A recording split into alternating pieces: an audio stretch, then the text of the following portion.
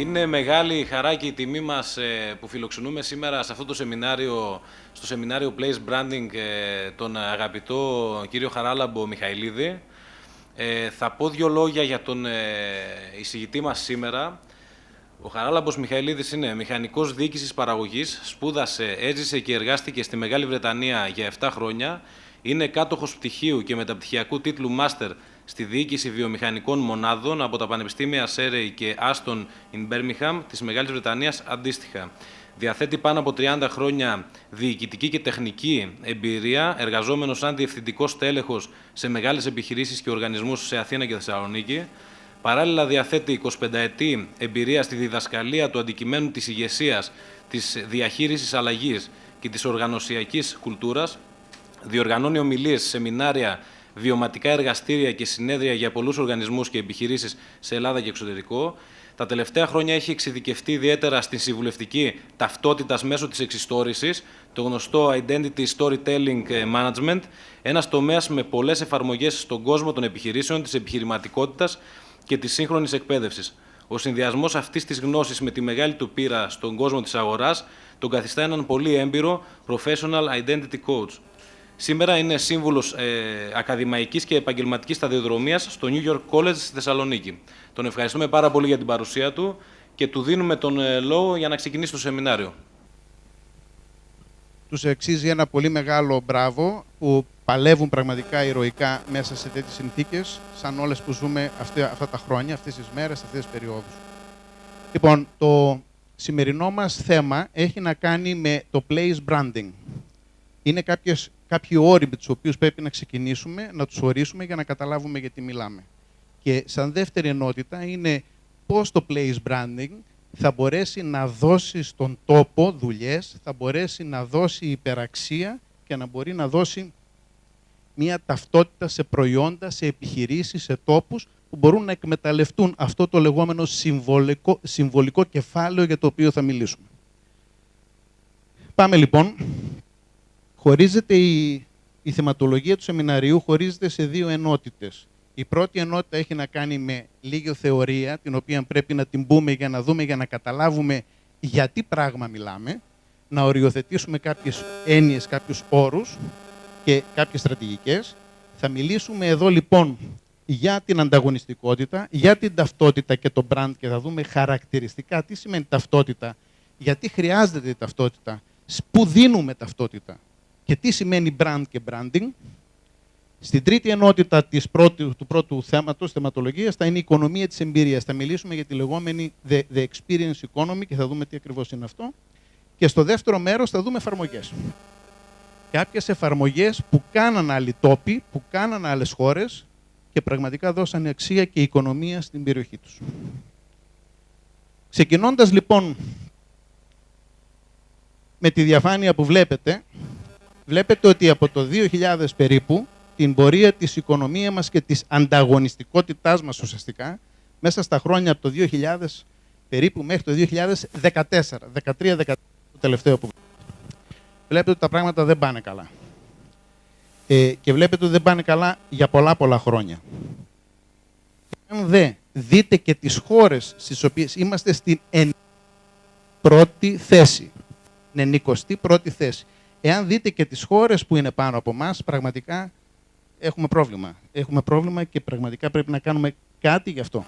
Πρέπει να κάνουμε μια αναστήλωση λοιπόν της ανταγωνιστικότητάς μας, της παραγωγικότητάς μας και της επιχειρηματικότητάς μας. Αυτό δεν μπορεί να το κάνει κανένας άλλος παρά μόνο επιχειρηματικότητα, όπως θα δούμε. Ξεκινώντας λοιπόν με την θεωρία, θα πρέπει να καταλάβουμε τι σημαίνει στρατηγική. Η στρατηγική έχει δύο άξονες, δύο βασικούς άξονες. Συνήθως τα τελευταία χρόνια έχουμε δώσει μεγάλη βαρύτητα μόνο στον έναν άξονα, ο λεγόμενος στη θεωρία του Πόρτερ, που εξετάζει το εξωτερικό περιβάλλον, για να το πούμε λίγο πιο λαϊκά, ότι πρέπει οι επιχειρήσεις να προσαρμόζονται στο εξωτερικό τους περιβάλλον. Να βλέπουν τι συμβαίνει εκεί και να προσαρμόζονται ανάλογα. Πράγμα που βέβαια είναι σωστό και ισχύει. Το θέμα είναι όμως ότι δώσαμε πολύ μεγάλη βαρύτητα σε αυτό το κομμάτι, σε αυτό το πυλώνα, και ξεχάσαμε το δεύτερο πόδι. Το δεύτερο πυλώνα της στρατηγικής ανάπτυξης, που είναι η λεγόμενη σαν θεωρία πόρων και ικανοτήτων, που εστιάζει και στο εσωτερικό περιβάλλον της επιχείρησης, παύλα τόπου, παύλα οτιδήποτε οργανισμού. Τι σημαίνει αυτό? Η στρατηγική ανάλυση τι μας λέει? Ότι περιβάλλον αλλάζει γρήγορα, έχει ταχεία εξέλιξη, μεγάλη αλλαγή, τέτοια που δεν μπορούν να προσαρμοστούν εύκολα οι επιχειρήσεις. Δείτε τι γίνεται τεχνολογικά. Δείτε τα τηλέφωνά σας. Δείτε τα κομπιούτερ σας. Παίρνουμε ένα τηλέφωνο, ένα κομπιούτερ σήμερα και σε 6 μήνες είναι πέταμα. Δείτε διάφορα προϊόντα. Κάποτε τα προϊόντα είχαν κύκλο ζωής 20 χρόνια και σήμερα έχουν κάτω από 7 μήνες. Όλα αυτά λοιπόν έχουν μια τεράστια προσαρμογή, χρειάζεται μια τεράστια προσαρμοστικότητα, μια τεράστια ταχύτητα, και αυτή η ταχύτητα θέλει και κεφάλαια. Μπορείς να κτίζεις λοιπόν εδώ ένα εργοστάσιο, κτίσεις, θες 2 χρόνια να το στήσεις μόνο. Σε 2 χρόνια έχει αλλάξει η οικονομία. Άρα, σε αυτόν τον καιρό της γρήγορης αλλαγής, της ραγδαίας εξέλιξης, αλλά και της περιορισμένης οικονομικής κατάστασης των καταναλωτών, όπου ο κόσμος είναι πιο στοχευμένος, πιο εξειδικευμένος, ζητάει και βγάζει πολύ καλά και χρησιμοποιεί το χαρτί και το μολύβι για να παίρνει πραγματικά τις πραγματικές του ανάγκες. Γι' αυτό το λόγο λοιπόν πρέπει να εστιάσουμε στο δεύτερο πυλώνα της στρατηγικής ανάπτυξης, που είναι η θεωρία των πόρων και των ικανοτήτων, και σε αυτή την περίπτωση οι πόροι μας, αυτό που έχουμε δηλαδή μέσα στον οργανισμό μας, είναι μια πρωταρχική πηγή κερδοφορίας. Η ανάλυση έχει ως εξής. Ξεκινάμε με το να λέμε, να ψάξουμε, να εντοπίζουμε τι σημαίνει πόροι. Πόροι. Έχουμε υλικούς και άειλους πόρους. Θα τους δούμε βέβαια ποιοι είναι αυτοί στην επόμενη διαφάνεια. Εντοπίζουμε λοιπόν στην αρχή τους υλικούς και τους άειλους πόρους μας. Μετά, επειδή η θεωρία αυτή λέγεται πόροι και ικανότητες, πρέπει να αναπτύξουμε την ικανότητα. Καλά τους έχουμε. Αλλά έχουμε την ικανότητα να τους συντονίσουμε ώστε να μπορούμε να τους εκμεταλλευτούμε και να τους αξιοποιήσουμε αποτελεσματικά και αποδοτικά. Θα δείτε σε επόμενες διαφάνειες τι ακριβώς εννοούμε. Έχουμε δηλαδή πολλά τοπικά προϊόντα, τα οποία πραγματικά έχουν πάρα πολύ καλή ποιότητα. Έχουν το αντίστοιχο αυτό όνομα, καρπούνται αυτήν την καλή ποιότητα σαν εικόνα στις αγορές του εξωτερικού. Θα το δούμε αυτό και θα το δούμε με νούμερα. Άρα λοιπόν θέλει συντονισμό και ικανότητα, και αυτή την ικανότητα, γι' αυτό μιλάμε στην νεανική επιχειρηματικότητα, γιατί αυτή την ικανότητα καλείστε να την κάνετε εσείς. Εσείς, οι νέοι επιχειρηματίες, και όχι μόνο οι νέοι, γενικά η επιχειρηματικότητα είναι εκείνη η οποία θα συντονίσει και θα εντοπίσει τους πόρους και θα τους αξιολογήσει. Αυτοί λοιπόν τι θα κάνουν? Με όλο αυτό το συνδυασμό θα πρέπει να βρούμε κάποιες θεμελιώδεις ικανότητες, όπως λέγονται, οι οποίες είναι μη αντιγράψιμες. Σκεφτείτε κάποια χαρακτηριστικά που μπορεί να έχουν τόποι ή προϊόντα ή υπηρεσίες, τα οποία δεν είναι εύκολα αντιγράψιμα από τον έναν και τον άλλον. Σήμερα βλέπετε ότι όλοι αντιγράφουν όλους. Όλη μας η προσπάθεια σήμερα είναι πως θα ξεχωρίσουμε από το πλήθος. Σήμερα όλοι είναι πλήθος. Δύσκολα ξεχωρίζει κανείς. Αυτός που θα ξεχωρίσει, και με τον τρόπο που θα ξεχωρίσει, θα αρχίσει να βάζει στο προϊόν του, στην επιχείρησή του, στον τόπο, σε οτιδήποτε θέλετε να βάλετε, μια κλίμακα υπεραξίας. Και να καρπούτε αυτήν την υπεραξία. Έτσι λοιπόν θα δημιουργηθεί ένα διατηρήσιμο ανταγωνιστικό πλεονέκτημα. Προσέξτε τη λέξη διατηρήσιμο. Όχι ανταγωνιστικό πλεονέκτημα για 6 μήνες. Ούτε για μια εβδομάδα. Ούτε για 5 χρόνια. Διατηρήσιμο για πάντα. Αυτό είναι το μυστικό και εδώ πάσχουμε. Έτσι. Και στο τέλος, αν τα κάνουμε όλα αυτά, θα αναπτύξουμε πραγματικά μια στρατηγική ανταγωνιστικότητα με την οποία θα μπορέσουμε να βγούμε στις εξωτερικές αγορές. Για να δούμε λοιπόν τώρα τι σημαίνει πόροι. Τι είναι πόροι? Οι πόροι λοιπόν είναι δύο κατηγορίες. Υλικοί πόροι και άειλοι πόροι. Υλικοί πόροι είναι αυτά που βλέπουμε, πιάνουμε, χρηματοοικονομικά, χρήματα, ανθρώπινοι πόροι, τεχνικοί πόροι και φυσικοί πόροι. Φυσικοί πόροι, φανταστείτε ένα περιβάλλον, έναν τόπο που έχει ένα πάρα πολύ ωραίο περιβάλλον. Ένα εκπληκτικό περιβάλλον δοσμένο από τον Θεό και φανταστείτε τον αυτό το εκπληκτικό περιβάλλον δοσμένο από τον Θεό γεμάτο σκουπίδια. Άειλοι πόροι. Οι άειλοι πόροι, στην οποία και θα εστιάσουμε σήμερα, είναι αυτοί οι οποίοι δεν φαίνονται. Αλλά σύμφωνα με τις μετρήσεις, είναι κατά 80% αυτοί που δίνουν και την ουσία στο παιχνίδι. Την ουσία στην υπεραξία. Από εκεί θα κερδίσουμε. Από εκεί θα προσπαθήσουμε να κερδίσουμε.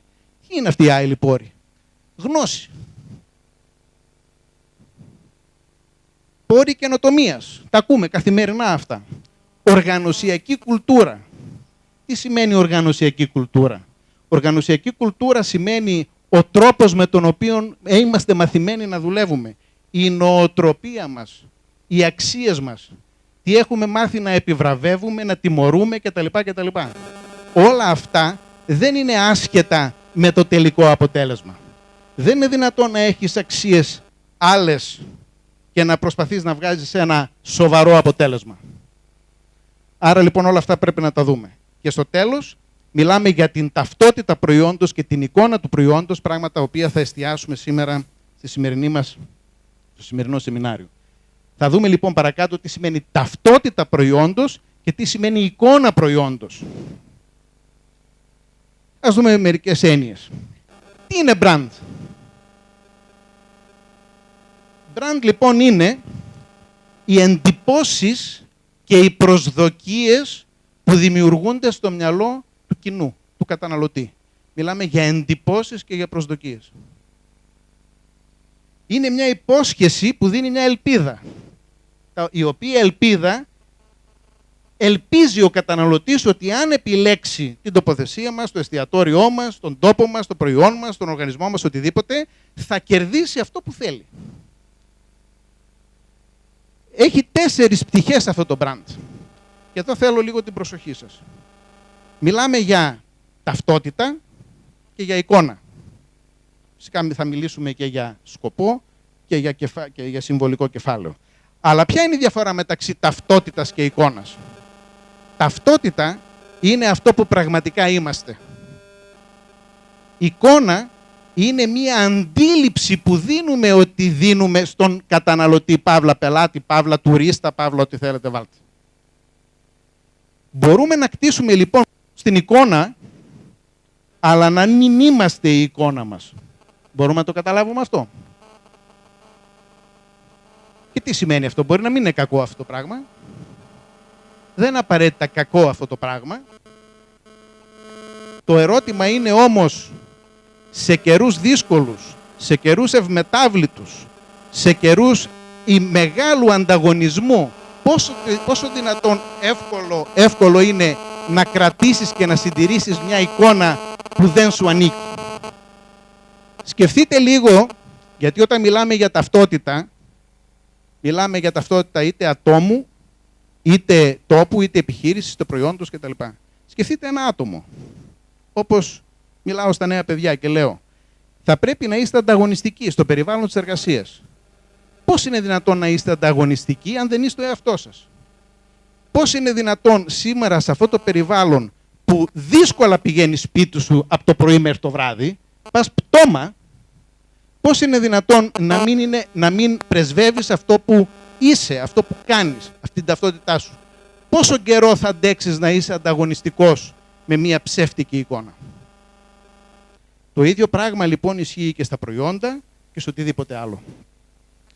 Άρα αυτή είναι η διαφορά μεταξύ της κεντρικής ιδέας του brand identity, όπως το λέμε, ταυτότητα, και του brand image. Το brand purpose, ο σκοπός του brand είναι, εντάξει, τα βρήκαμε όλα αυτά, είτε ταυτότητα είτε εικόνα, είναι πού θα το στοχεύσουμε, γιατί το κάνουμε αυτό. Γιατί παράγουμε ένα προϊόν? Έχουμε ένα εστιατόριο. Πού απευθυνόμαστε? Για ποιο λόγο το ανοίγουμε αυτό το εστιατόριο? Ποιο είναι το target group μας στο οποίο θα έρθει και θα στοχεύσουμε για να έρθει στο εστιατόριό μας? Και τέλος, η έννοια του κεφαλαίου του brand, που είναι το βασικό αυτό θέμα της ημερίδας, το συμβολικό κεφάλαιο.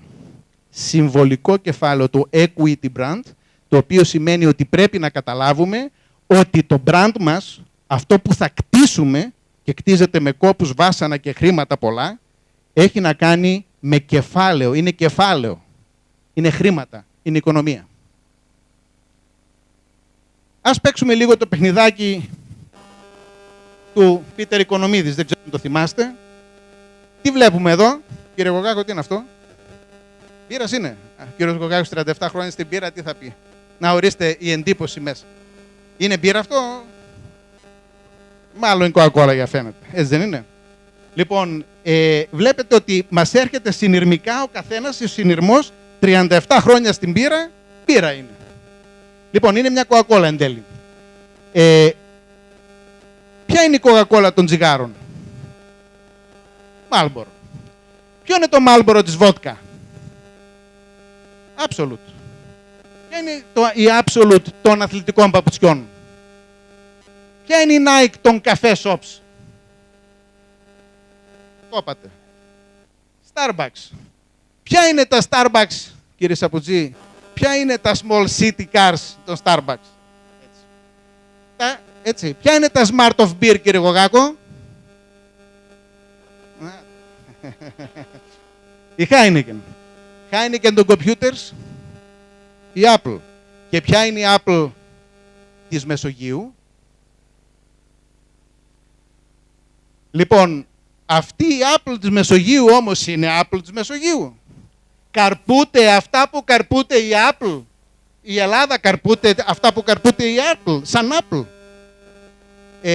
Όχι βέβαια. Μέχρι εδώ λοιπόν εξηγήσαμε λίγο, πολύ γρήγορα, τι είναι το brand. Το τι είναι το branding τώρα? Branding είναι η διαχείριση του κοινού, είναι η διαχείριση αυτών των εντυπώσεων και των προσδοκιών του κοινού. Για ποιο λόγο? Για να αξιοποιήσουμε το συμβολικό κεφάλαιο. Για να μπορούμε να έχουμε άριστη αξιοποίηση του συμβολικού κεφαλαίου του προϊόντος. Δανείζομαι μία από τις ομιλίες που έχει το YES, η Συνομοσπονδία των Νεανικών Επιχειρηματιών σε όλη την Ευρώπη, από μία ομιλία που έχει κάνει, και λέει ότι η Ευρωπαϊκή Αναπτυξιακή Στρατηγική πρέπει να βασίζεται πάνω στο συμβολικό και στο ανθρώπινο κεφάλαιο. Αφήνουμε λίγο το ανθρώπινο για σήμερα τουλάχιστον και μένουμε στο συμβολικό. Όντως, και μιλάει για την Ευρωπαϊκή Αναπτυξιακή Προοπτική. Φανταστείτε πόσο η Ελλάδα έχει ανάγκη να επενδύσει πάνω στο συμβολικό της κεφάλαιο. Πολλές χώρες, Ιταλία, Ισπανία, Γαλλία, Αυστρία, εκμεταλλευτήκαν τα μάλα αυτό το κεφάλαιο. Λες, αυστριακός τουρισμός, αυστριακά τυριά, ελβετικά τυριά, Ιταλία, ιταλικό λάδι, φοβερό. Η Ελλάδα, αν και διαθέτει μάλλον το πλουσιότερο DNA, το πλουσιότερο συμβολικό κεφάλαιο, το αγνοεί παραδειγματικά.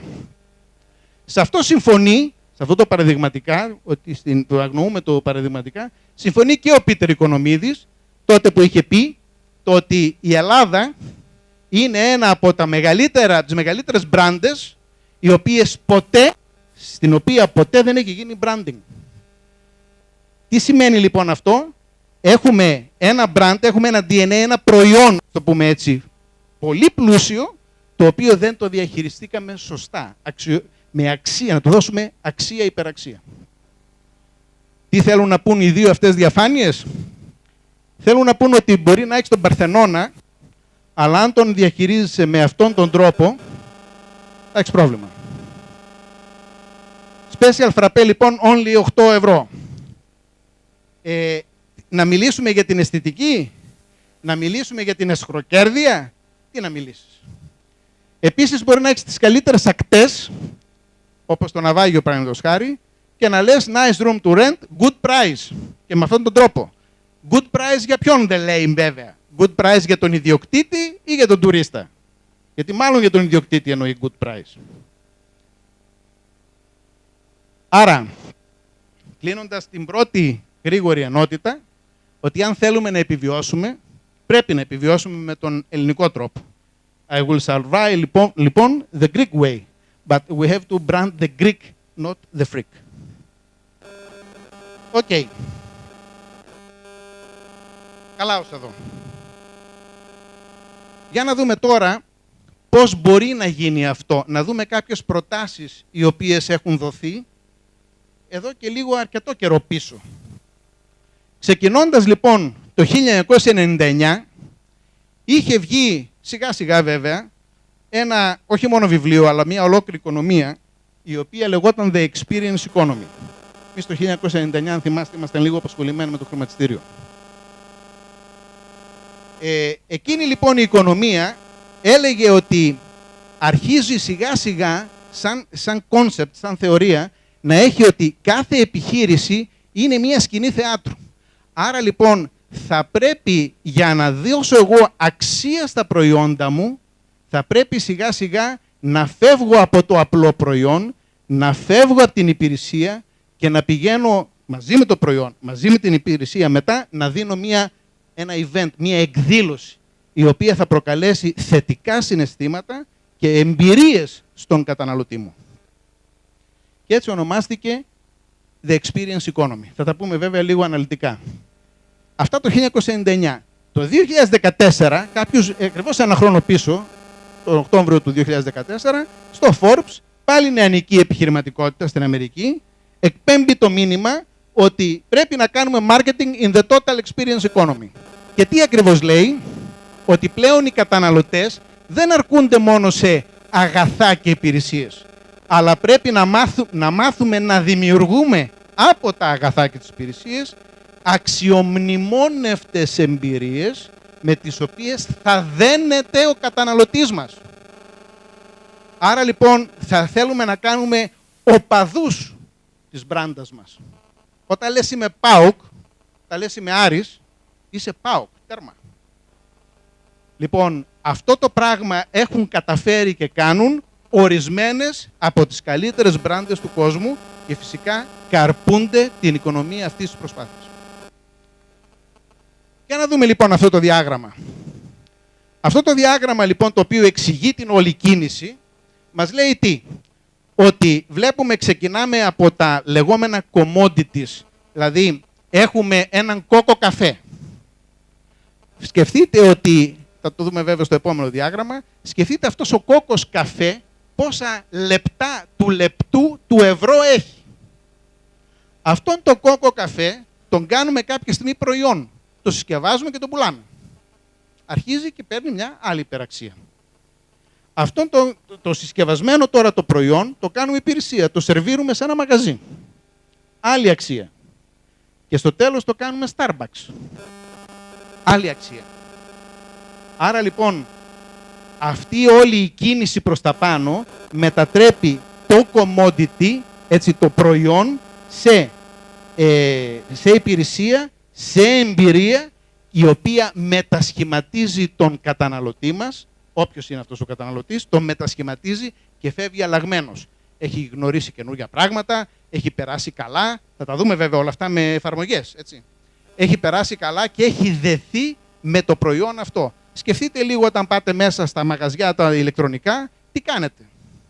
Πόσο παίζετε με τα παιχνίδια, πόσο δεσμεύεστε και μπαίνετε μέσω της εμπειρίας. Δεν πάτε να αγοράσετε ένα κινητό τηλέφωνο μόνο ή έναν υπολογιστή. Σας δεσμεύουν με μια εμπειρία για να μπορέσετε να πάρετε το συγκεκριμένο υπολογιστή. Άρα αυτή όλη η προσπάθεια τι μεγαλώνει, βλέπετε εδώ πέρα ότι μεγαλώνει το περιθώριο κέρδους. Και φυσικά τι μεγαλώνει άλλο? Την διαφοροποίηση. Γιατί είπαμε ξανά ότι σήμερα το ζητούμενο είναι να μπορούμε να διαφοροποιηθούμε από το πλήθος. Να ξεχωρίσουμε από το πλήθος και να επιλέξουν εμάς. Ένας τρόπος λοιπόν, όταν έχεις όλα commodities, όταν έχεις όλους κόκκους καφέ, πώς θα ξεχωρίσεις?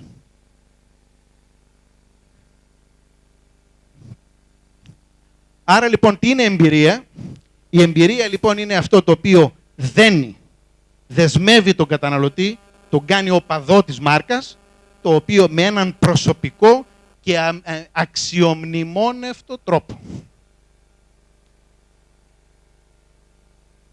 Αυτή λοιπόν η εμπειρία, θα δούμε στο επόμενο πώς σχεδιάζουμε και όλες τις εμπειρίες, αυτή η εμπειρία θα πρέπει να είναι, να ξέρουμε ότι ανθίζει σαν ένα λουλούδι, δεν είναι στατική, αλλάζει συνέχεια.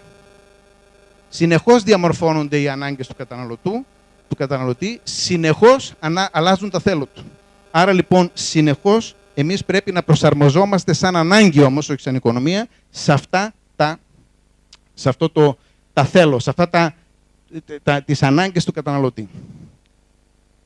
Η εμπειρία λοιπόν προσθέτει αξία, όπως έχουμε πει, είναι διαισθητική και μοναδική, γιατί είναι οι εμπειρίες που παίρνει ο καθένας, συνδέεται μοναδικά με το προϊόν. Έχει να κάνει, η εμπειρία χτυπάει κατευθείαν στην καρδιά του, στο μυαλό του, στην εμπειρία του. Όχι, δεν είναι γενικά, είναι αυτό που λέμε mass customization, δηλαδή μαζική εξατομίκευση. Κτίζεται με ένα scalability, δηλαδή μια διαβάθμιση, μια κλιμάκωση της εμπειρίας. Επίσης, και στο τέλος, για να μην εμβαθύνουμε πάρα πολύ, βλέπετε τη μελισσούλα που πάει από λουλουδάκι σε λουλουδάκι, γιατί αυτό είναι το ζητούμενο, διαδίδεται. Και αυτό είναι το ζητούμενό μας. Πρέπει λοιπόν, όσοι περάσουν καλά από μία εμπειρία με το προϊόν μας, πρέπει να φύγουν και να γίνουν, όπως θα δείτε, οι πρεσβευτές του προϊόντος, της εμπειρίας κτλ. Ωραία όλα αυτά. Πώς μετακινούμαστε λοιπόν πάνω σε αυτή τη σκάλα, σε αυτή την κλίμακα?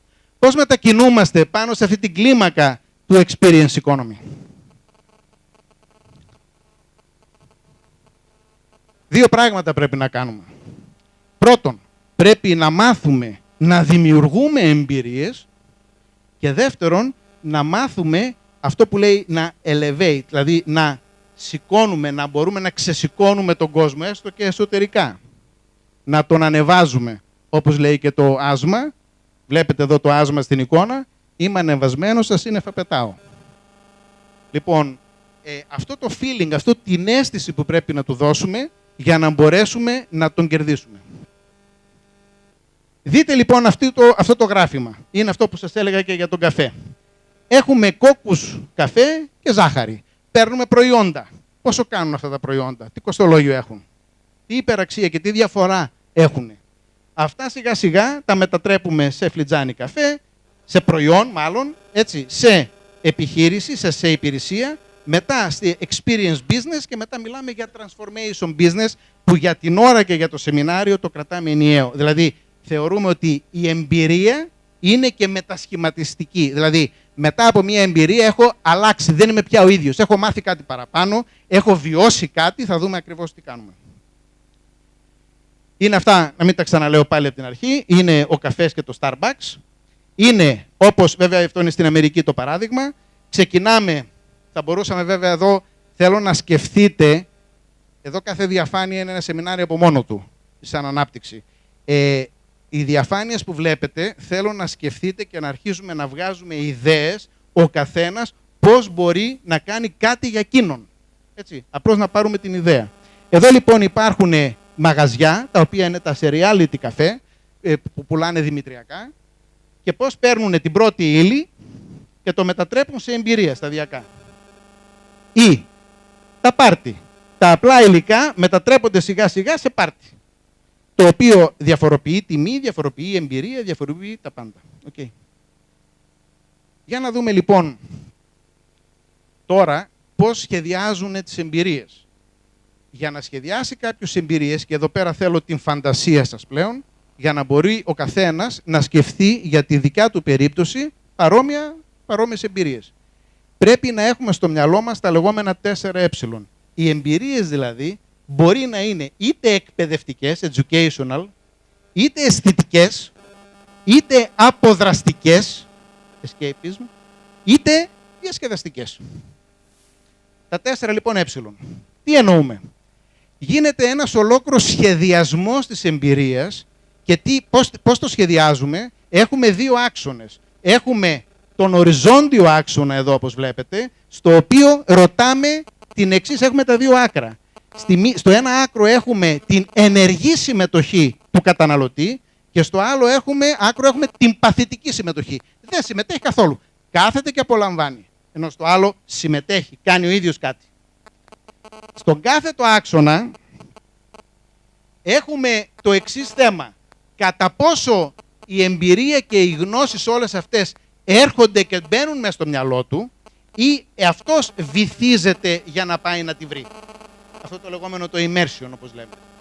Αυτοί λοιπόν οι άξονες, οι δύο, δημιουργούν 4 τεταρτημόρια, που άμα τους συνδυάσουμε θα δείτε ότι, ας πάρουμε το πάνω αριστερά, ότι αν έχουμε παθητική συμμετοχή, δηλαδή κάθομαι και απολαμβάνω, και ότι αυτό που βλέπω μου έρχεται μέσα στο μυαλό, έχουμε το λεγόμενο entertainment, διασκεδαστικό. Δηλαδή, ας πούμε ένα παράδειγμα είναι το θέατρο. Πάω στο θέατρο. Τι κάνω, δεν κάνω τίποτα. Κάθομαι, δεν συμμετέχω και ό,τι βλέπω μου έρχεται και παίρνω, κρίνω κτλ. Και πολλά άλλα πράγματα. Και βέβαια θα μπορεί έτσι να είναι και το educational. Εάν την εκπαίδευση την κάνουμε με αυτόν τον τρόπο, τότε έχουμε την εκπαίδευση και σαν entertainment. Με την έννοια ότι δεν είναι βέβαια καθόλου entertainment αυτό, εάν έχουμε παθητική και όχι συμμετοχική δράση των ανθρώπων, των φοιτητών κτλ. Λοιπόν, στο δεύτερο τεταρτημόριο εδώ έχουμε τα εκπαιδευτικά, όπου τα εκπαιδευτικά με ποια έννοια? Ότι συμμετέχει ο κόσμος, κάνει κάτι, θα δείτε τώρα παραδείγματα, κάνει κάτι και με αυτό που κάνει μαθαίνει. Άρα λοιπόν έχουμε το education. Και στα υπόλοιπα κάτω έχουμε με τον ίδιο τρόπο βέβαια και το ίδιο σκεπτικό, έχουμε την ενεργή συμμετοχή και την βύθιση, όπως λέμε, δηλαδή ότι μπαίνει μες στην εμπειρία, και έχουμε την αποδραστική, όπως παραδείγματος χάρη κάνει αναρρίχηση, κάνει mountain bikes κτλ.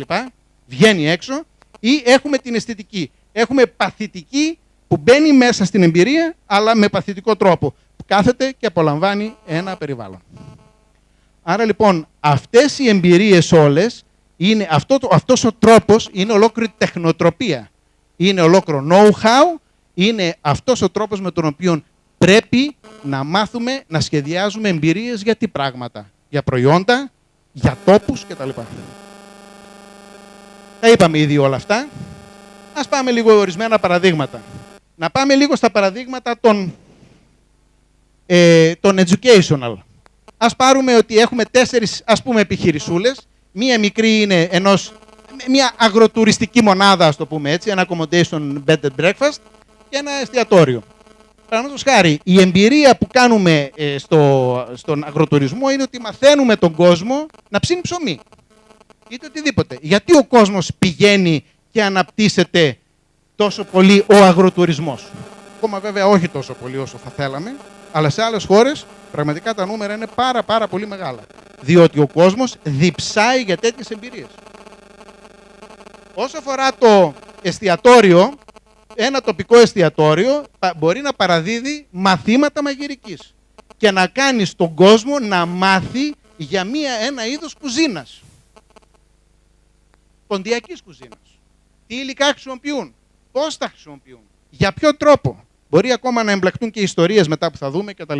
Δεν είναι μόνο οι συνταγές, αλλά είναι και διάφορα άλλα ιστορικά στοιχεία που μπορούν να εμπλακούν και να συνδυάζουν το entertainment με το educational.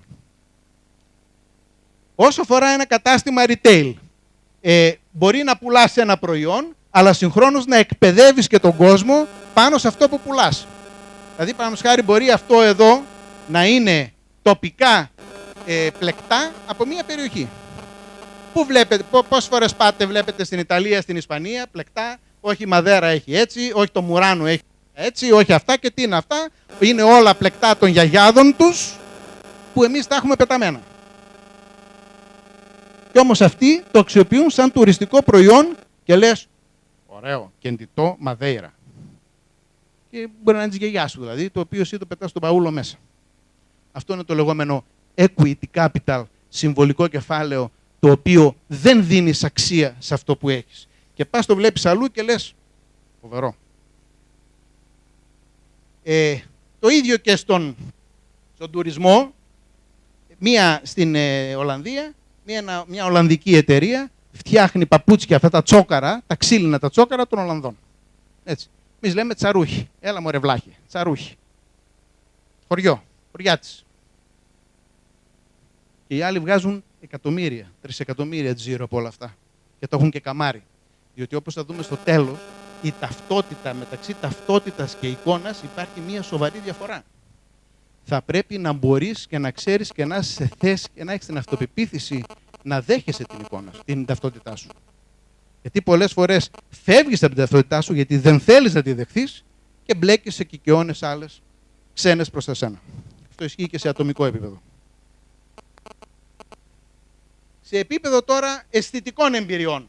Βλέπουμε, ας πούμε, ότι οι εμπειρίες μπορεί να έχει ένα ωραίο τοπίο για να μπορούν να αισθάνονται οι άνθρωποι, οι τουρίστες κτλ. Ωραία περιβάλλοντα, τα καταλαβαίνουμε όλα αυτά. Και σε επίπεδο ένα εστιατόριο προσέχει πάρα πολύ τον ντεκόρ του. Αυτά νομίζω είναι κατανοητά και εύκολα. Αισθητικές εμπειρίες επίσης στο retail, βλέπουμε έτσι ωραία μαγαζάκια στην εξοχή, στον τόπο έξω κτλ. Ή στον rural tourism, το οποίο μπορούμε να βλέπουμε εδώ πέρα, δεν φαίνεται πολύ καλά, αλλά είναι κολοκύθες στρωμένες, εκμεταλλεύοντας ένα τοπικό έθιμο, κάνοντας μια αισθητική παρέμβαση στον χώρο. Όσο αφορά τις αποδραστικές, διάφορες ιδέες που συμβαίνουν σε διάφορα accommodation, αυτά τα bed and breakfast πάλι, είναι 4 κατηγορίες που τις παίρνουμε συνέχεια. Εδώ πέρα γίνονται διάφορες βραδιές στα ξενοδοχεία, σκηνικό δολοφόνου.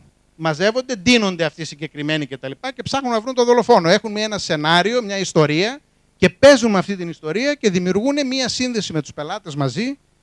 Έτσι, και περνάνε ωραία και έχουν ωραίες εμπειρίες οι τουρίστες που μένουν στο κατάλημα. Στον αγροτουρισμό φυσικά μαθαίνουν όλοι να ταΐζουν αγελάδες, να αρμέγουν κτλ. Όσο αφορά στο retail, ένας που πουλάει ποδήλατα κάνει και mountain bikes και τα λοιπά αποδράσεις, οτιδήποτε, αγροτουρισμός πάλι με τα παιδάκια και τα λοιπά. Επίσης, να τα περάσουμε λίγο γρήγορα αυτά, τα καταλαβαίνουμε εξάλλου, entertainment πάνω σε εστιατόρια με διάφορους τρόπους. Θα δούμε και ορισμένους παρακάτω. Άρα, θα πρέπει να μάθουμε να δημιουργούμε και να πάμε τώρα πλέον στο δεύτερο κομμάτι, να δούμε λίγο κάποιες εφαρμογές. Θα πρέπει λοιπόν να κάνουμε place branding experience, όπως λέγεται. Θα πρέπει να μπορούμε να βγάζουμε από τον τόπο, να βγάζουμε τέτοιες ιδέες και να μπορεί να τις κάνουμε αυτή την κλίμακα που είδατε με τον καφέ. Δηλαδή, ας χρησιμοποιήσω αυτό το παράδειγμα, καφέ με Starbucks. Δηλαδή, άρα αυτό το escalation, αυτή την ανύψωση της υπεραξίας από το commodity στην εμπειρία. Βέβαια, για να μην παρεξηγηθούμε, να μην ξεχάσουμε ποτέ το εξής. Ότι ναι, μεν μετακινούμαστε στην εμπειρία, αλλά δεν σημαίνει ότι ξεχνάμε την ποιότητα του προϊόντος, δεν σημαίνει ότι ξεχνάμε την ποιότητα της υπηρεσίας, δεν σημαίνει ότι ξεχνάμε την καλή τιμολόγηση, τιμολογιακή πολιτική, δεν σημαίνει επειδή κάνουμε μια πολύ ωραία εμπειρία και όλοι τρελαίνονται και πετάνε στα σύννεφα, βάζουμε όσο να είναι πάνω. Εντάξει, δεν τα ξεχνάμε όλα αυτά. Όλα αυτά είναι απλώς σαν μπάμπουσκες, όπως είναι εκείνες οι κούκλες, η μία μέσα στην άλλη, το προϊόν κτλ. Όλα εμπεριέχονται μέσα.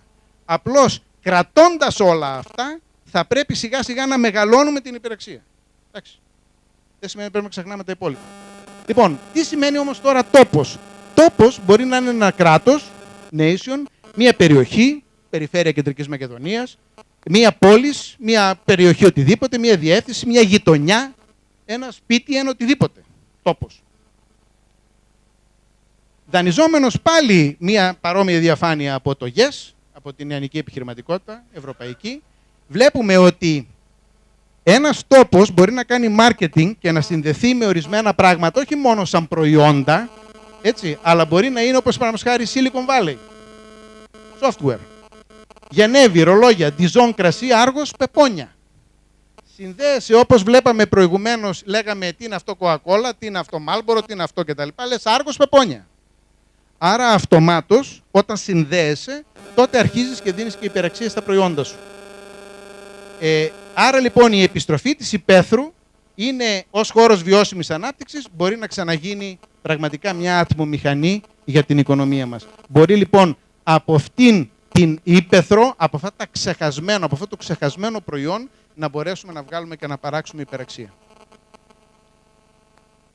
Τοπικό προϊόν. Έχουμε, παραδείγματος χάρη, φέτα Δοδόνη, μαστί χαχείου, κρόκος Κοζάνης, έψα, λεμονάδα, γούνα Καστοριάς κτλ. Σαν προϊόντα. γνώρισμα πόλης. Λέμε Λευκός Πύργος, Άιφελ κτλ. Αμέσως πάει το μυαλό μας κάπου.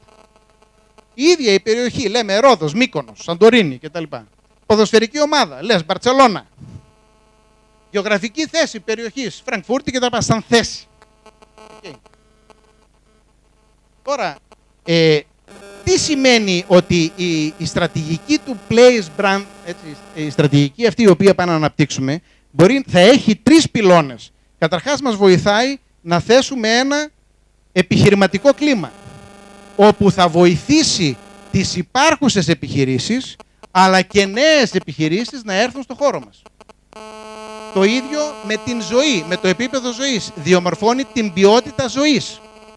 Άρα λοιπόν η οποία θα κρατήσει τους κατοίκους και θα φέρει και άλλους κατοίκους στην πόλη μας. Ίσως αυτό να μας φαίνεται ακόμα περίεργο για τα ελληνικά δεδομένα, αλλά άλλες περιοχές έχουν τέτοιες μετακινήσεις. Δηλαδή σε όλη την Ευρώπη, παραδείγματος χάρη η Σκωτία, δημιουργεί σε διάφορες πόλεις συνθήκες για να έρθουν, παραδείγματος χάρη, οι καλύτεροι επιστήμονες και ψηφίζεται για, λένε, ας πούμε, τον Νταντή, παραδείγματος χάρη, πέρσι, βγήκε η καλύτερη πόλη για να ζουν οι επιστήμονες. Κτλ.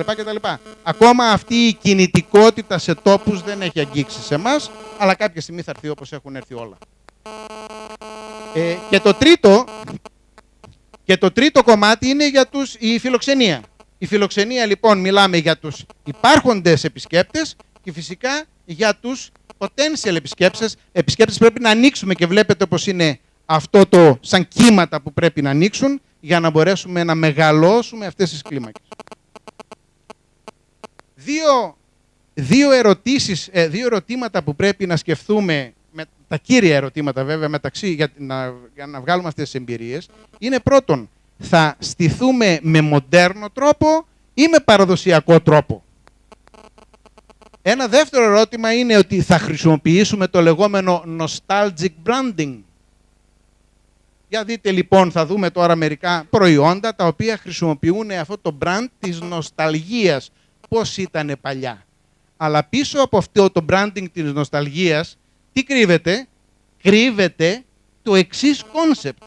Τι σημαίνει ένα πράγμα είναι από το 1837 και ο παραδοσιακός χαλβάς γίνεται από τότε? Σημαίνει ουσιαστικά στο ασυνείδητό μας ότι δεν χρησιμοποιεί συντηρητικά, ότι δεν γίνεται με φθηνιάρικα υλικά, αλλά γίνεται με τον παραδοσιακό, γνήσιο, σωστό, με αξία προϊόντα, με τον παραδοσιακό τρόπο της γιαγιάς, που δεν έλεγε πώς θα το κάνω με οικονομικό τρόπο για να οικονομήσω. Απλώς έπρεπε να κάνει το καλό. Αυτό λοιπόν έχει το nostalgic branding, το οποίο δεν είναι μόνο ψυχολογική νοσταλγία, αλλά υποκρύπτει πίσω και μία αξία. Η ταυτότητα λοιπόν του τόπου, που είναι σχεδόν ίδια με το ατόμου, ο τόπος έχει να αναρωτηθεί τα εξής. Τι σημαίνει τόπος? Έχει την ταυτότητα, έχει ιστορία, έχει θρησκεία, έχει προσωπικά. Λέμε η Θεσσαλονίκη είναι βυζαντινός τόπος. Έχει ιστορία λοιπόν, ιδεολογίες, κοινωνία, έτσι, προσωπικά χαρακτηριστικά, κουλτούρα, τρόπος, υπάρχει χωριό, υπάρχει πόλης, υπάρχει μεγά κομμόπολης κτλ. Όλα αυτά έχει ιστορία.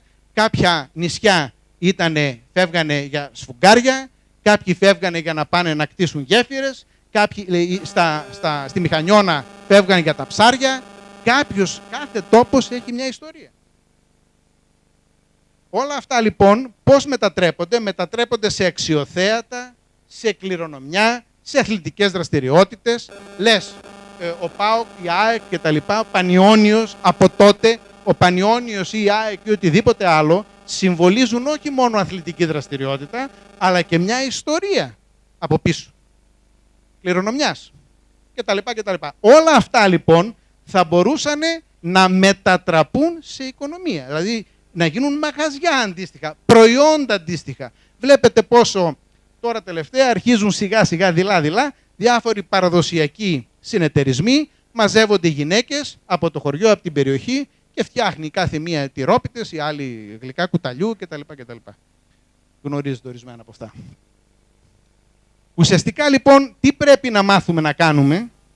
Πρέπει να κάνουμε αυτό το escalation, αυτό το ανέβασμα, που στην αρχή μπορεί να είναι ένα commodity, ένα γραφικό ψαροχώρι, το οποίο σιγά σιγά να το μετατρέπουμε σε υπηρεσία. Να το γεμίσουμε με τουρίστες. Το οποίο σιγά σιγά να το κάνουμε μετά να έχει εμπειρία. Να του δώσουμε και brand και να το πούμε Μύκονος brand. Αυτό το ξέρουμε καλά να το κάνουμε. Λοιπόν, ένα τέτοιο πράγμα, είναι σε επίπεδο υπηρεσίας φυσικά αυτό,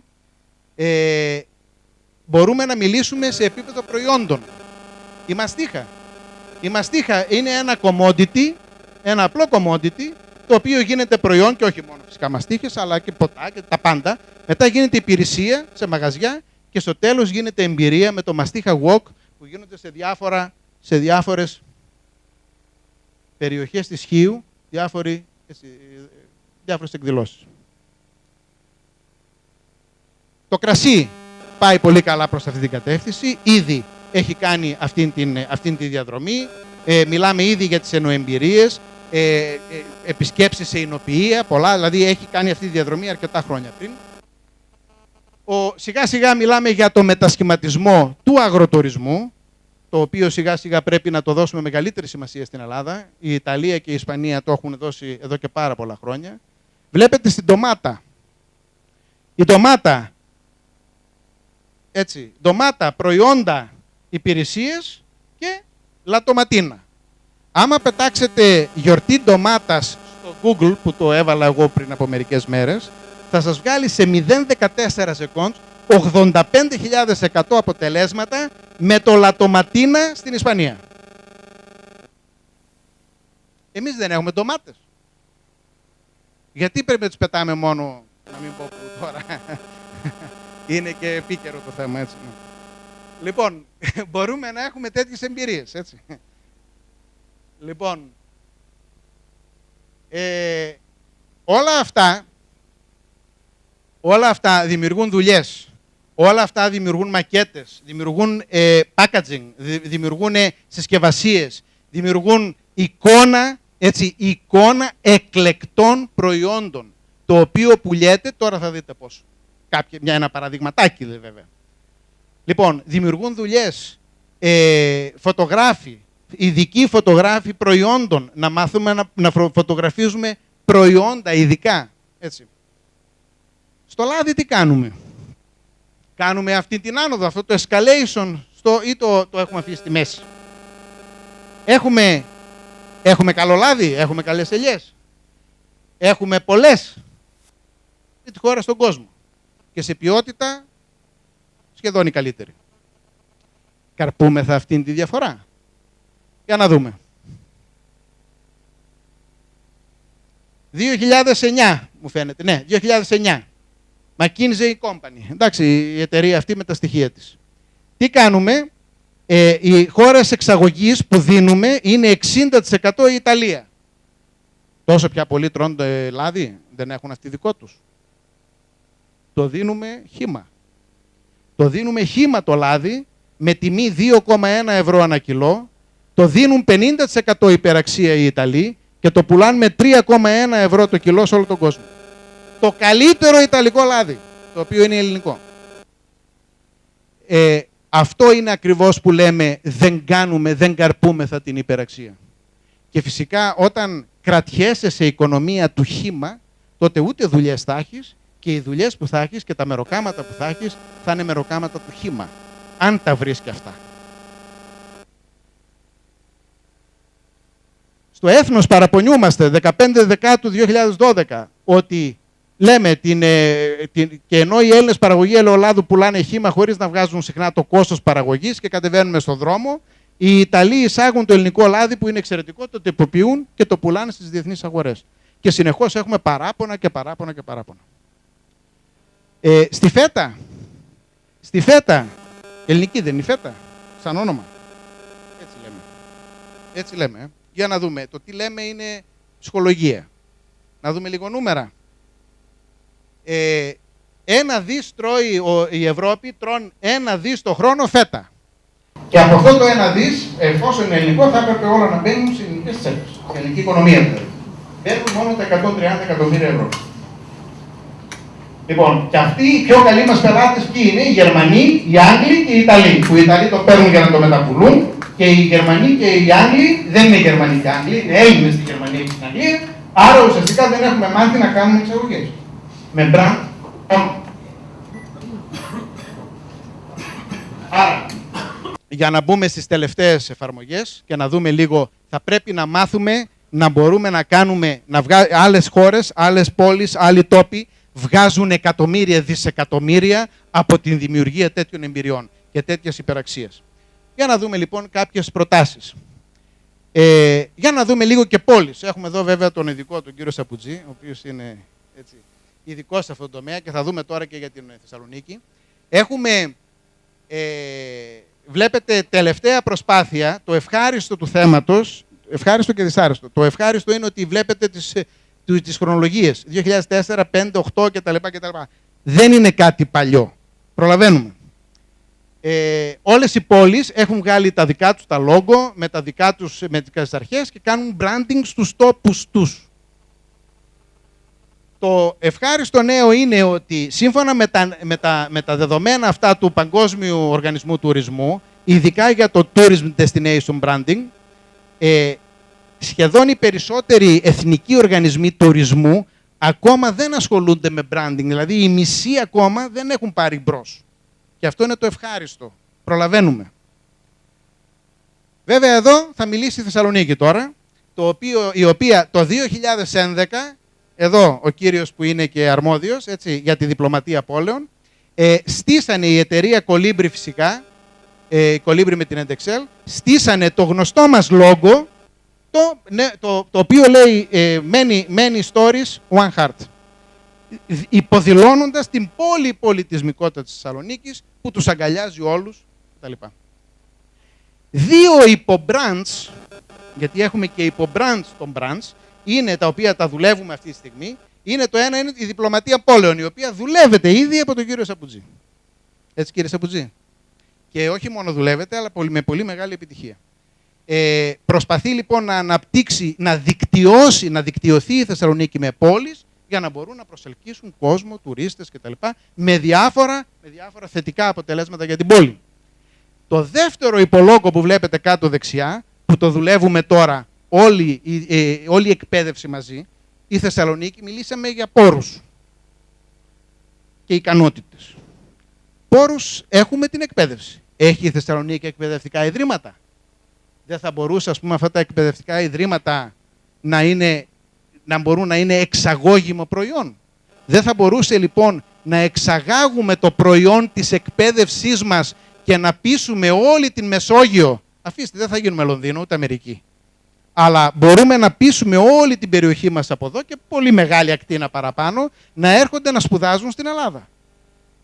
Αλλά δυστυχώς και εδώ έχουμε το φαινόμενο του ελαιολάδου. Προϊόν χωρίς υπεραξία. Έτσι λοιπόν, σιγά σιγά στήσαμε το λόγο και την προσπάθεια, όχι μόνο το λόγο, το Study in Θεσσαλονίκη, με μια μεγάλη προσπάθεια με το Δήμο Θεσσαλονίκης πάλι και σιγά σιγά κτίζουμε όλα τα ιδρύματα μαζί, δημόσια, ιδιωτικά, κάνουμε συνεχώς επισκέψεις για να μπορέσουμε να δώσουμε και να πείσουμε τον κόσμο, ελάτε παιδιά, νέα, από όλο τον κόσμο, ελάτε να σπουδάσετε στη Θεσσαλονίκη. Έχουμε την εκπαίδευση, ελάτε να πάρετε την εμπειρία της πόλης της Θεσσαλονίκης. Ίσο η ερωτική πόλη είμαστε. Πρέπει να το πουλήσουμε. Το ευχάριστο λοιπόν είναι ότι έχουν ξεκινήσει αυτές οι προσπάθειες. Η Καλαμαριά, πάλι με την υποστήριξη του Δήμου Θεσσαλονίκης, αλλά και η Καλαμαριά έχει αρχίσει να ψάχνεται για την αναπτυξιακή της ταυτότητα. Η Ξάνθη είναι γνωστό ότι εδώ και πολλά χρόνια έχει πάει στο θέμα του event. Κίσαμος στην Κρήτη. Ψάχνονται και αυτοί για την τουριστική τους ταυτότητα και είναι πολύ καλό, δηλαδή αρχίζουν και βρίσκουν τους πόρους τους και αρχίζουν να τους κάνουν escalation, όπως λέμε. Το Ηράκλειο φυσικά, το οποίο και εκείνο έχει κάνει μια πολύ καλή δουλειά και σαν ψηφιακή κατάσταση. Για να πάμε λοιπόν τώρα να δούμε κάποια άλλα παραδείγματα τα οποία είναι λίγο πιο προχωρημένα και τα έχουν κάνει σε άλλες περιοχές. Τι βλέπουμε εδώ κύριε Γογάκο? Το μουσείο το οποίο πώς το λέει The Heineken Experience. Δηλαδή, αυτό που προσπαθήσαμε, πήγαμε να το κάνουμε εμείς λίγο, μέχρι το μπουζουξίδικο τα καταφέραμε. Κάναμε όλα μας τα παλιά τα εργοστάσια, έτσι, όχι επιπλοποιείο, όχι μήλος, όχι σούπα κλπ. Λοιπόν, εδώ κάνανε ένα μουσείο, ο Δήμος του Άμστερνταμ έκανε ένα, μαζί με τη Heineken φυσικά, όπου μπαίνεις μέσα και βλέπεις όχι μόνο πώς παράγεται η μπύρα, αλλά και βλέπετε συνδέθηκε η μπύρα η Heineken με τι event, με το ποδόσφαιρο, έτσι δεν είναι, με το Champions League. Άρα λοιπόν, έλατε, παρακαλώ, έλατε. Λοιπόν, άρα λοιπόν, εκτός από το που μπαίνεις μέσα και βλέπεις πώς γίνεται η μπύρα, μπαίνουν μέσα και νιώθουν τέτοιες εμπειρίες. Δηλαδή βλέπουν τα μάτς, εμείς αντί να πηγαίνουμε στα sports cafe, μπαίνουν μέσα και βλέπουν σε πανοραμική 3D εικόνα όταν παίζουν οι ομάδες και νιώθουν αυτή την εμπειρία. Αίθουσες και τα λοιπά. Έτσι. Είτε σε ατομική κατάσταση, είτε σε ομαδική κατάσταση. KFC, Kentucky Fried Chicken, στη Μόσχα, προσφάτως, τώρα. Δηλαδή πριν από 3-4 μήνες είναι αυτή η φωτογραφία, το event. Κάνουν πάντα στο πλαίσιο της εμπειρίας στον καταναλωτή. Έχουν συνεργαστεί με μια εταιρεία Movie-Matic και παίρνουν τους επισκέπτες του εστιατορίου και τους κάνουν πρωταγωνιστές σε ταινιούλες, μικρές ταινιούλες. Τους ανεβάζουν μετά στα YouTube και τα λοιπά και γίνεται χαμός. Με την παρέα τους έρχονται οι φίλοι και τα λοιπά και γίνεται το έλα να δεις. Και μετά αρχίζει το viral στο Facebook και σε όλα τα γνωστά και γίνεται το σως. Και περνάνε λοιπόν μέσα από αυτήν την εμπειρία των ανθρώπων, αυτός ο καταναλωτής δεν πάει να φάει μόνο ένα κοτόπουλο. Άρα λοιπόν αυτό είναι το λεγόμενο The Experience Economy. Στάσεις που σε βάζουν να έχεις την εμπειρία ότι ψήνεσαι έτσι, μαζί με τα ωραία τα μπιφτεκάκια. Θα μπορούσε αυτό να είναι έψα. Να κάνεις το μπάνιο σου και να κάνεις το ντουζ σου μετά κάτω από το στυλ αυτό. Δηλαδή όλο το event, όλο αυτό η εμπειρία που θα μείνει στους καταναλωτές. Πόσο δένονται μετά με αυτή την εμπειρία. Μουσεία. Εδώ αρχίζει το πράγμα και γίνεται πιο σοβαρό. Τεχνολογικά και φυσικά και κοστολογικά. Η σύγχρονη άποψη των μουσείων, χρησιμοποιώντας τεχνολογίες του 3D visualization, σε κάνει να μπαίνεις μέσα στην εμπειρία και να γίνεσαι συμμέτοχος και να κάθεσαι μαζί με τον Ιησού Χριστό στο μυστικό δείπνο. Πριν από 4 χρόνια αυτό, στο Παρίσι, αυτή η έκθεση, με τεχνολογία και τα λοιπά και ακόμα 3D visualization, το οποίο συνεχώς εξελίσσεται και πηγαίνει και στα ολογράμματα ακόμα, πηγαίνεις και κάθεσαι και κάνεις την εμπειρία, νιώθεις το πώς ήταν εκείνη την εποχή. Τώρα σκεφτείτε εσείς πόσο αυτό είναι μια ιδέα τώρα, πόσο μπορούμε να κάνουμε, τι υλικό υπάρχει για να μπορούμε να μεταφέρουμε κάτι άλλο να κάνουμε. Να κάνουμε τη μικρασιατική καταστροφή, ξέρω εγώ, να κάνουμε οτιδήποτε άλλο. Ό,τι θέλουμε μπορούμε να κάνουμε. Μία εμπειρία. Μπορεί να είναι και ευχάριστη φυσικά. The Scotch Whisky Experience στο Ενδιβούργο. Μπαίνεις μέσα. Είναι η λεγόμενη τεχνολογία με τα αμαξίδια που περνάς, μπαίνεις μέσα σε αμαξίδιο εδώ πέρα, δεν φαίνεται πολύ καλά, το οποίο είναι κομμένο σαν βαρέλι και περνάς μέσα, σου δείχνουν πώς γίνεται το whisky, αλλά μέσα από 3D καταστάσεις και είναι σαν να είσαι μέσα χωμένος την ώρα που πέφτει το νερό, την ώρα που πέφτει το κρυθάρι κτλ. Και το νιώθεις στο πετσί σου, βγαίνεις έξω και ανατριχιάζεις. Και φυσικά στο τέλος πηγαίνεις, και παίρνεις, ας πούμε, αγοράζεις κτλ. Και πόσο δένεσαι με την έννοια του whisky γενικότερα. Αυτή η ιδέα των τρένων φυσικά την ξεκίνησε από το Λονδίνο, η Madame Tissot την ξεκίνησε στις εγκαταστάσεις της, όπου μπαίνεις στα γνωστά cabs, έτσι, και πηγαίνεις και βλέπεις The Spirit of London, δηλαδή την ιστορία του Λονδίνου κτλ. Σκεφτείτε εμείς μπαίνοντας μέσα σε τέτοια μαξίδια, θα μπορούσαμε τι να δούμε. Από ελληνική μυθολογία έως οτιδήποτε τοπικά θέματα μπορούσαμε να κάνουμε. Κάτι κάνουμε όμως κι εμείς. Δημιουργούμε κι εμείς. Δεν ξέρω κατά πόσο γνωρίζετε το Βαγονέτο, το μεταλλευτικό πάρκο Φωκίδας, στο οποίο δημιουργήσανε, είναι τουριστικό πλέον, δεν δουλεύει, μπαίνει μέσα και παίρνει την εμπειρία ενός μεταλλορύχου. Κλείνοντας, για να πάμε στην τελευταία ενότητα γιατί σας κούρασα, μία άλλη εφαρμογή σε όλα αυτά είναι το storytelling. Οι ιστορίες. Οι ιστορίες λοιπόν έχουν 3-4 διαφορετικές μορφές, οι οποίες αξιολογούνται σε μία εμπειρία. Η ιστορία ίδια είναι εμπειρία για τον καταναλωτή. Για να δούμε τι οι μορφές είναι. Καταρχάς το storytelling, όπως μας λένε και όλοι οι γκουρού του marketing, Seth Godin και τα λοιπά, ότι people buy stories, δηλαδή οι άνθρωποι δεν αγοράζουν προϊόντα, αγοράζουν την ιστορία του προϊόντος. Και αν σκεφτείτε λίγο, δείτε λίγο τις διαφημίσεις και τις προβολές πολλών εταιριών, είναι ιστορίες. Με πρώτη εδώ στην Ελλάδα το έκανε η Lacta, love story. Οπότε συνδέθηκε όλο το love story με τη Lacta. Αλλά πάντα βρίσκεις κάτι το οποίο να δένει τον καταναλωτή με την ιστορία. Το love story θα μπορούσε να μην αφορά κανέναν. Αφορά όμως όλους. Οι ιστορίες που να αφορούν κόσμο και να μπορούν να δένονται, οπότε όταν ο άλλος τώρα ακούει love story, πάει κατευθείαν στη Lacta. Άμα δείτε όλες τις τελευταίες μελέτες στο content management, content marketing, εκείνο το οποίο λένε είναι ότι το πρώτο πράγμα που θέλουν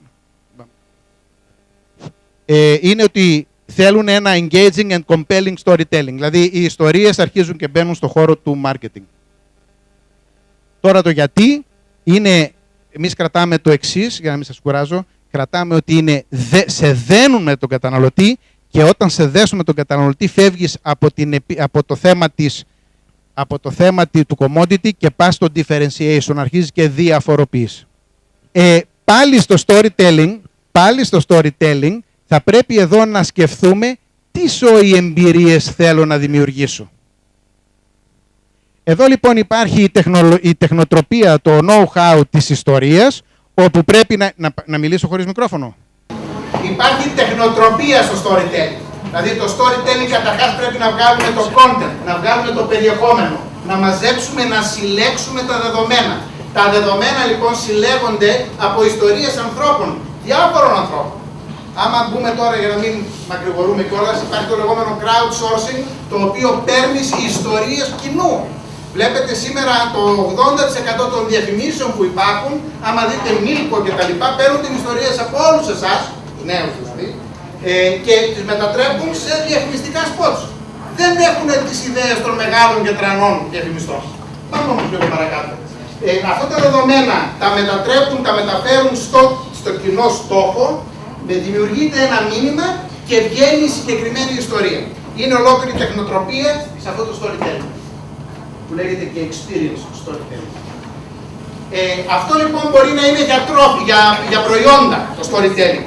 Όπου εδώ, άμα δείτε, το ίντερνετ έχει γεμίσει πλέον από προβολή και από διαφημιστικά σποτάκια εταιριών που δείχνουν την παλαιότητα ενός προϊόντος μέσω ιστοριών.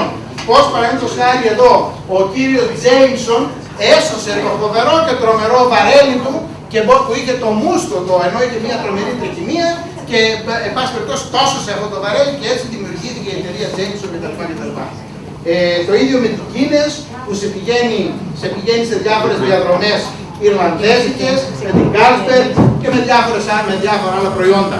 Είναι ιστορίες λοιπόν που αρχίζουμε σιγά σιγά και εμείς άμα δείτε, αλλά όχι τόσο, μόνο οι μεγάλες εταιρείες το κάνουν. Βλέπετε διάφορες εταιρείες οι οποίες συνδέονται σιγά σιγά με τις ρίζες τους και βγάζουν τις ιστορίες. Ένα άλλο παράδειγμα που το κάναμε και στο Πανεπιστήμιο Μακεδονίας σαν διπλωματικές εργασίες παιδιών ήταν το τασάρι, τα αυθεντικά Ολλανδικά Ανατολίας από την Κομοτηνή με την ιστορία που ξεκίνησαν και λέει έχει κάνει ολόκληρο βιντεάκι πώς ξεκίνησε, από πού ξεκίνησε, πώς πήγε κτλ. Μία δεύτερη κατηγορία ιστοριών είναι στα καφές και στα εστιατόρια. Γίνονται βραδιές storytelling, όπου με κεντρικό σλόγγαν και δεν έχουν κάνει και σλόγγαν και συγγνώμη λόγο.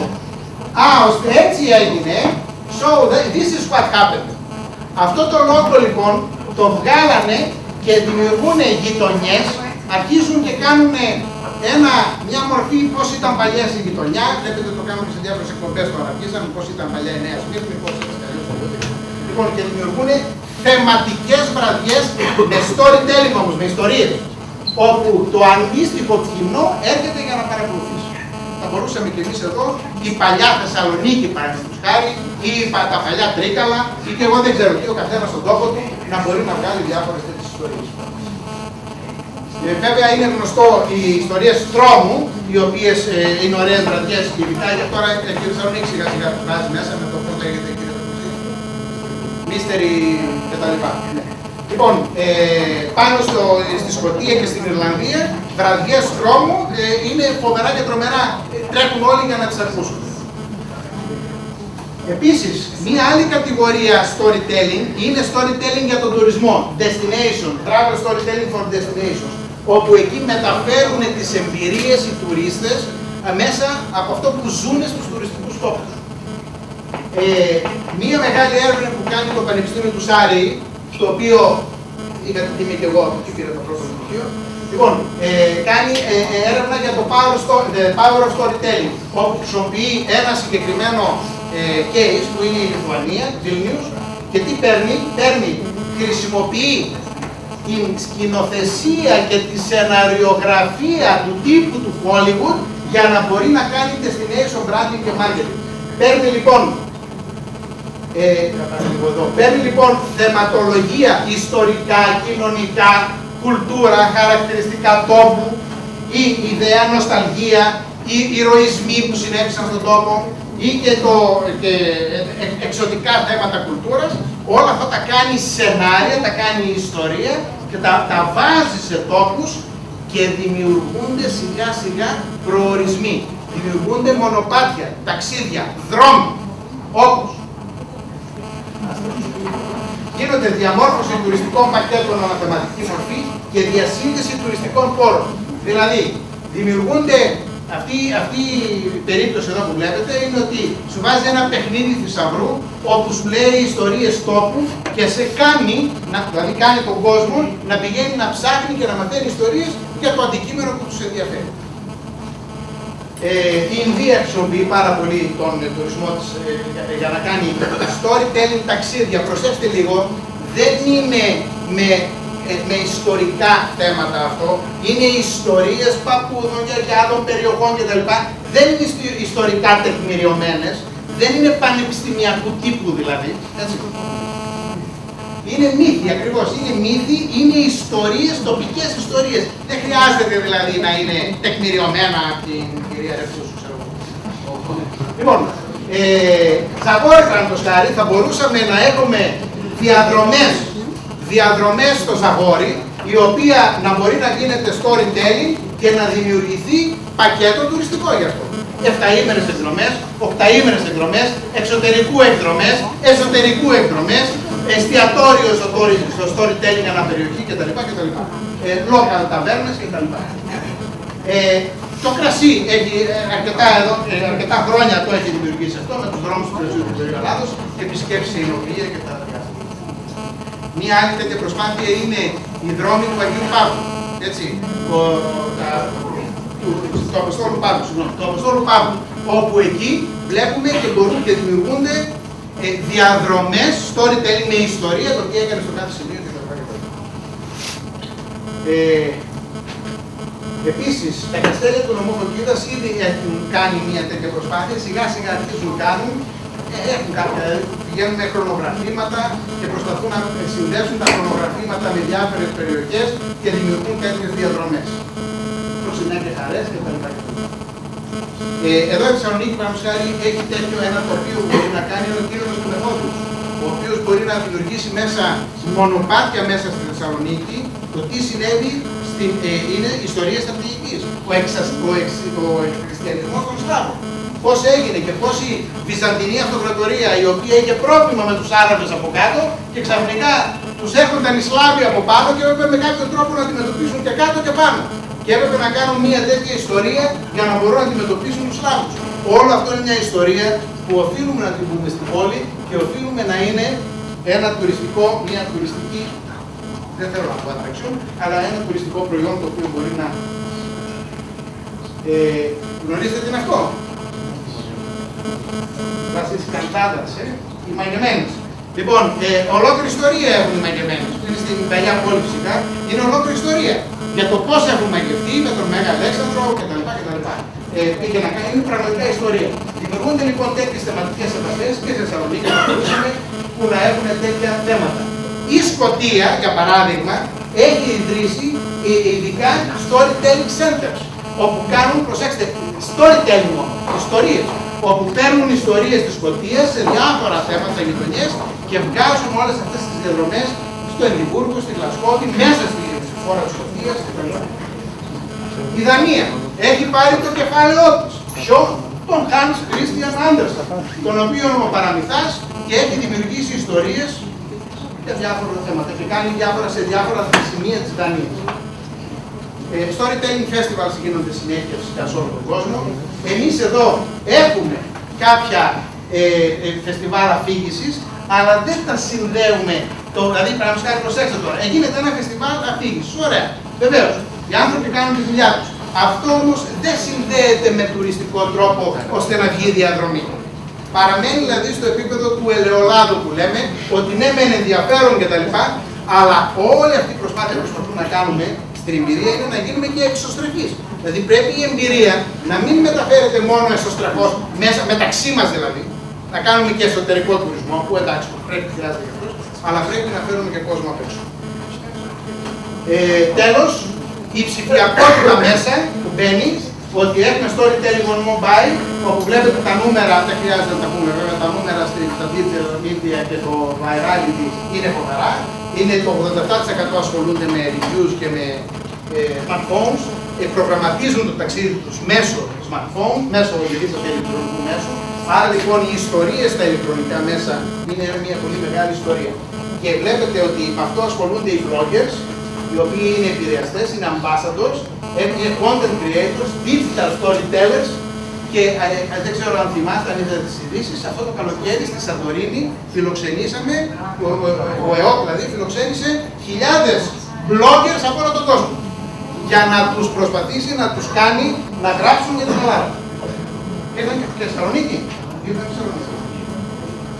Λοιπόν, υπάρχουν διάφορα applications όπως είναι το Memory Miner, στο οποίο γράφουν όλες τις ιστορίες τους, οπότε μένουν για το... βλέπουν όλοι τα review, τι τους άρεσε από έναν τόπο. Προσπαθούμε μέσω του storytelling και της τεχνικής αυτής να κάνουμε, να προσπαθήσουμε οι πελάτες, οι τουρίστες δηλαδή, να κάνουν share την εμπειρία τους, share την ιστορία τους. Ό,τι ιστορία έχουν ζήσει εδώ, ή τη συζάκη εδώ ή οτιδήποτε, τους προτρέπουμε να την κάνουν, να την μεταδώσουν. Έτσι. Και τέλος, είναι το gamification, το οποίο είναι πολύ σοβαρή ιστορία. Τα νούμερα είναι απίστευτα. Ο κόσμος ασχολείται πάρα πολύ. Τι σημαίνει gamification? Είναι η παιχνιδοποίηση, δηλαδή γίνονται παιχνίδια, ασχολείσαι με έναν τόπο με παιχνίδια. Γιατί όλοι ασχολούνται πλέον με παιχνίδια. Τα νούμερα είναι απίστευτα. Δεν ξέρω αν είδατε πρόσφατα το Warcraft, πώς λέγεται αυτό το. Κάτσε Γιώργο. Κάπως έτσι τέλος πάντων, το οποίο είχε κάτι 11,5 εκατομμύρια τη μέρα κτλ. Λοιπόν, σε αυτό τον τομέα έχει μπει μέσα και στον τουρισμό το gamification. Συγκεκριμένα δύο περιπτώσεις, η Lufthansa και ο τουρισμός της Ιρλανδίας. Ας πάρουμε μόνο τον τουρισμό της Ιρλανδίας στην περίπτωση. Βλέπετε ότι όσο τα νούμερα πρόκειται να μεγαλώσουν μέσα στο 2016, μέσα σε ένα χρόνο, έτσι, και πώς πρόκειται να ποιοι τομείς θα επηρεαστούν από αυτή τη δουλειά. Ένα από τα μεγαλύτερα είναι και ο τουρισμός φυσικά. Τι κάνουν ακριβώς εδώ? Μπαίνεις στην Ιρλανδία μέσα, έχει applications που πηγαίνεις και κτίζεις παίζεις με ιρλανδέζικα θέματα. Και μέσα από το gamification, γιατί η παιχνιδοποίηση αυτό σε κάνει, σε βάζει να παίζεις, αυτή είναι η εμπειρία, σε βάζει να παίζεις, αλλά στον χρόνο μαθαίνεις. Άρα λοιπόν μπορείς να κάνεις να ευαισθητοποιηθείς για το περιβάλλον, για πολλά πράγματα. Εδώ ευαισθητοποιείσαι και μαθαίνεις και γίνεσαι οπαδός των Ιρλανδών. Και σου λέει πώς είναι τα κέλτικα χωριά, πώς πίνουν μαύρη μπύρα εκεί, πώς παράγεται η μπύρα εδώ και σε βάζουν να παίζεις. Τα νούμερα είναι πραγματικά ασύλληπτα. Θα πρέπει να μετακινηθούμε τάχιστα προς αυτή την κατεύθυνση.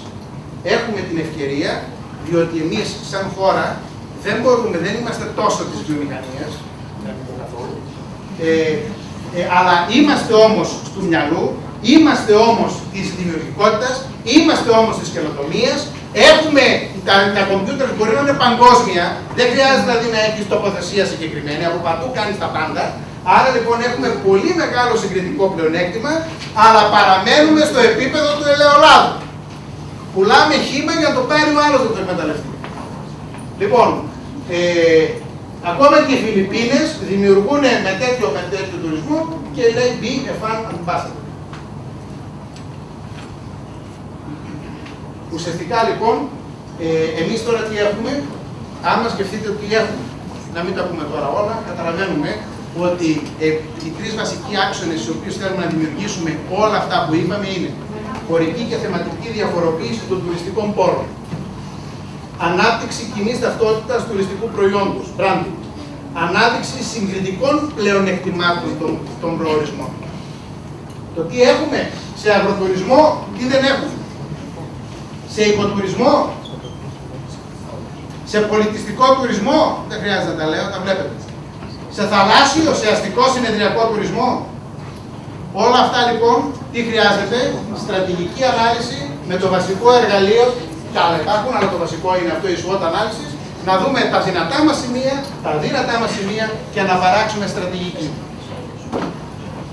Κλείνοντας, αυτή η διαφάνεια, η οποία είναι το πόρισμα του πρώτου πανελληνίου συνεδρίου Marketing και Branding τόπου, η διαδικασία έχει ως εξής. Ο τόπος, δηλαδή η γειτονιά, η πόλη, δήμος, περιφέρεια, κράτος, θα πρέπει να αναπτύξει τα συγκριτικά της πλεονεκτήματα, να δημιουργήσει marketing και branding τόπου, να κάνει έρευνα και στρατηγικό σχεδιασμό, να συνεργαστεί, γιατί δεν γίνεται αλλιώς, με τοπική αυτοδιοίκηση, δημόσιοι φορείς, ακαδημαϊκή κοινότητα, πανεπιστήμια, ιδιωτικός τομέας και κοινωνία των πολιτών εννοείται, να δημιουργήσει έργα ανάπλασης και ανάπτυξης, καμπάνιες προβολής και δράσεις πολιτών, ώστε να προσελκύσει επισκέπτες, τουρίστες, νέους κατοίκους, επενδυτές, ώστε να έχουμε ευκαιρίες εργασίας, οικονομική πρόοδο, αειφόρο ανάπτυξη, κοινωνική συνοχή κτλ. Να ξέρετε ότι ωραία εικόνα, αλλά πάντα όταν κάποιος είναι ο εαυτός του, όταν δηλαδή προσπαθούμε να κερδίσουμε αυτή η θεωρία, όπως ξεκινήσαμε, θεωρία πόρων και ικανοτήτων, ένας πόρος είναι ο εαυτός μου. Αυτά που έχω τα καλά μου τα χαρακτηριστικά. Και μία ικανότητα είναι να μπορώ αυτά να την αξιοποιήσω. Λοιπόν, όταν λοιπόν είσαι ο εαυτός σου, πραγματικά δεν παίζεσαι γιατί δεν έχεις ανταγωνισμό. Γιατί δεν υπάρχει άλλο σαν και εσένα.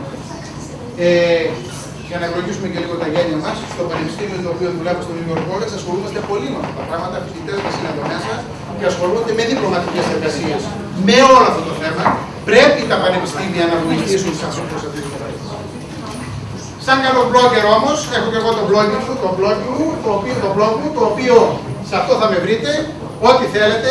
Έχω μέσα ιστορίες ταυτότητας για όλα οτιδήποτε θέματα, κάθε διαφάνεια που βλέπαμε εδώ είναι από μόνο του ένα θέμα και ένα σενάριο. Εδώ έχω το εξής σλόγγαν, το οποίο είναι το αγαπημένο μου και το εφαρμόζω και στα παιδιά, είναι ότι αυτό που είπε ο Αϊνστάιν, τον βραβεύσαν τον Αϊνστάιν και τον είπαν κύριε καθηγητά, είστε μια μεγαλοφυΐα. Και απάντησε αυτός και είπε ότι όλοι είστε μεγαλοφυΐες. Απλώς έχουμε στήσει έναν τέτοιο πολιτισμό που κάνουμε συνήθως, κρίνουμε ένα ψάρι από την ικανότητά του να σκαρφαλώνει σε ένα δέντρο. Και αν κρίνουμε ένα ψάρι από την ικανότητά του να σκαρφαλώνει σε ένα δέντρο, θα κάνουμε το ψάρι αυτό να νιώθει μια ζωή ηλίθια. Άρα λοιπόν δεν μπορείς να παίξεις μπάλα εκεί που δεν σε παίρνει να παίξεις μπάλα. Θα πρέπει να παίξεις μπάλα εκεί που είσαι δυνατός. Αυτό είναι το αγαπημένο μου σλόγγαν και νομίζω σε αυτό πρέπει να βαδίσουμε πάνω για να έχουμε και υπεραξία. Κλείνοντας, θα σας πω μια ιστορία, διότι σίγουρα μπορεί να περάσει το μυαλό σας. Έχουμε και ανθρώπους εδώ από την Expo. Λοιπόν, σίγουρα περνάει από το μυαλό σας, καλά είναι δυνατόν να γίνουν όλα αυτά. Εδώ ο τόπος είναι μαύρος. Πώς είναι δυνατόν να αναστηθεί ο τόπος? Δύσκολα πράγματα. Δύσκολα, Απογοήτευση. Για να ακούσουμε λοιπόν μια ιστορία. Ας φέρουμε λίγο στο μυαλό μας, για να θυμηθούμε γιατί δεν ζούσαμε, αλλά φέρτε λίγο στο μυαλό σας μια κατάσταση. Θεσσαλονίκη 1912. Πριν από μερικά χρόνια γιορτάσαμε τα 100 χρόνια της απελευθέρωσης. Σκεφτείτε λίγο ένα μεγάλο κοσμοϊστορικό εθνικό γεγονός, αλλά σκεφτείτε η οικονομία πόλης. Ήταν φώμα, τίποτα, πέτρος. Ήταν στραβό το κλίμα, το έφαγε ο Άιδαρος. Το 2012 έρχεται το 2017. Η μεγάλη πυρκαγιά, ό,τι είναι, πάει τα καίει όλα. Καταστροφή. Πού να μιλήσει για επενδύσεις, για ανάπτυξη κτλ. Μετά το 1917 έρχεται το 1922. Όπου σαν και σήμερα που βλέπουμε τους Σύριους πρόσφυγες, έτσι 1,5 εκατομμύριο πρόσφυγες Έλληνες από τα παράλια έρχονται στη Μακεδονία. Και μέσα σε ένα καμένο, σε ένα τίποτα, έρχονται 1,5 εκατομμύριο πάμφτωχοι άνθρωποι. Κι όμως, ένας άνθρωπος του τότε, ο Νικόλαος Γερμανός, έκανε τη θεωρία των πόρων και των ικανοτήτων και είπε ότι αυτοί οι άνθρωποι που ήρθαν από εδώ μπορεί να μην έχουν σόβρακο να φορέσουν, έχουν όμως ένα χαρακτηριστικό. Είναι κοσμοπολίτες, γνωρίζουν από εξωστρέφεια, θα τους βάλω, θα δημιουργήσω την Διεθνή Έκθεση Θεσσαλονίκης του τότε, το 1926, και θα εκμεταλλευτώ την εξωστρέφεια αυτών των ανθρώπων, αυτών των πόρων που έχουν. Και όντως το έκανε και το οικονομικό θαύμα από τότε, βέβαια όχι τώρα που το συγκρίνουμε, αλλά από τότε ήταν ένα απίστευτο θαύμα. Άρα μπορούμε να κάνουμε πολλά. Στο χέρι μας είναι και τώρα είναι ακόμα πιο εύκολα τα πράγματα γιατί έχουμε την τεχνολογία με το μέλλον. Σας ευχαριστώ πάρα πολύ.